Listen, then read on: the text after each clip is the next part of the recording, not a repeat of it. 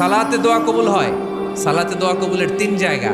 একটা হচ্ছে তাকবীরে তাহরিমার পরে আমরা সানা পড়ি না, আমরা তো একটা পড়ি। আল্লাহর হাবিব সুন্নাহ এবং নফল নামাজে আরো পড়তেন সানা, ওই দোয়া কবুল হয়। 2 নম্বর জায়গা সালাতে সেজদায় পড়ে দোয়া করলে কবুল হয়। আকরাবু মা ইয়াকুনুল আবদু মির রাব্বিহি ওয়া হুয়া সাজিদ ফাকসিরু ফীহি দুআ। বান্দা যখন সেজদায় লুটিয়ে পড়ে বান্দা আল্লাহর সবচেয়ে কাছে চলে যায়। কিন্তু বিশ্বনবী বলেন সেজদাটা তোমার রবের কুদরতি পায়ের উপরে পড়েছে। সেজদায় পড়ে দোয়া করতেন। সালাম ফেরানোর আগে বিশ্বনবী দোয়া করতেন, লা ইউসাল্লিমান্না আহাদুকুম হাত্তা ইয়াতাআওয়াযা মিন আরবা'a।